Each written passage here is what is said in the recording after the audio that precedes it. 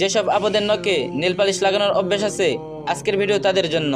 এক বোন আমাকে ইনবক্সে পাঠিয়েছেন, আমি কিছুদিন আগে আমার বড় খালার বাসায় বেড়াতে গিয়েছিলাম।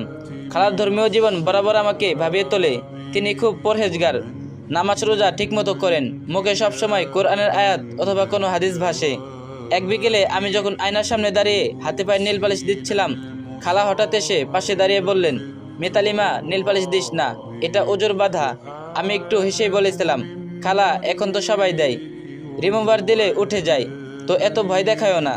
খালাও চুপ করে গিয়েছিলেন, হয়তো কেবল আল্লাহর কাছে দোয়া করেছিলেন এই মেয়ে যেন একদিন নিজে বুঝে।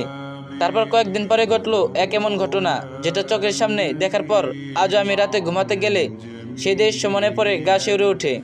খালার পাশের বাড়ির এক চেনা মহিলা, ভদ্র পর্দাশীল, সাদালাপি, হঠাৎ রাত একটায় মারা গেলেন। স্বাভাবিক মৃত্যু। সবাই ভাবছিল সকালে জানাজা হবে, জোহরের দিকে মাটি দেওয়া হবে। মরদেহটা রাখা হলো বরফের উপর। পুরো ঘরে কান্নার শব্দ, শোকের বার যেন ঘরে ভেঙে পড়বে এমন। সকালবেলা যখন তাকে গোসল করাতে ইমাম সাহেবের স্ত্রী ঘরে গেলেন, হঠাৎ দেখলেন মৃত মহিলার হাত পায়ে চকচকে গাঢ় রঙের নীল পালিশ।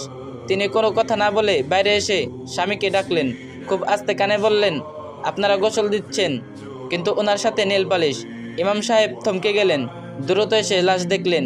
তারপর মহিলাদের ছেলেদের ডেকে বললেন, আপনাদের আম্মাকে এখন দাফন করা যাবে না। প্রতিটি নখে নীল পালিশ, উজু হয়নি, গোসলও হয়নি।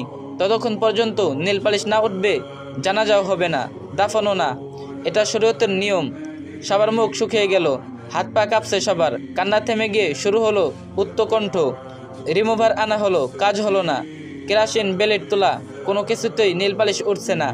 ততক্ষণে লাশ ফুলে গেছে, সারা শরীর থেকে অদ্ভুত গন্ধ, পোকামাকড় চারদিকে দিয়ে ভরে গেছে। নতুন বরফ এনে আবার রাখা হলো, তবুও নেল পালিশ কিছুতেই উঠছে না। রাত হয়ে গেল, এসা রক্ত পেরিয়ে গেছে। একজন মা স্ত্রী মুসলিম নারী মাটির অপেক্ষায় কষ্ট পাচ্ছেন। সবাই ইমাম সাহেবকে অনুরোধ করলো, হুজুর, এমনি কি দাফন করা যায় না, আর রাখা যাচ্ছে না। ইমাম সাহেব ধীরে বলে উঠলেন, এই অবস্থায় দাফন করলে ওনার আযাব অনেক বেশি হবে। শরীরের যেই অংশে ওজু না হয় সেই অংশ আগুনে পুড়ে যাবে। এটা কোনো কাহিনী না, হাদিসে আছে।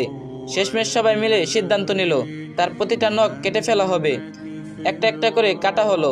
একটা লাশের আঘাত সহ্য করার ক্ষমতা নেই, কিন্তু আমাদের ভুল তাকে এভাবে সহ্য করতে হলো। ফজরের পরে তাকে দাফন করা হলো, একটা মৃতদেহ যার ওজু সম্পূর্ণ হলো না, নখ হারিয়ে। এই ঘটনা আমার চোখে দেখেছি, আজও যেন সেই লাশটার ব্যথা আমার বুকের মধ্যে ঢুকে আছে। নীল পালিশ কি এতটাই দরকার ছিল? একটা গা শিউরে ওঠা মৃত্যু, আর একটা লাশ যার জানাজা আটকে গেল শুধু আমাদের একটুখানি অবহেলায়। আজও আমি আর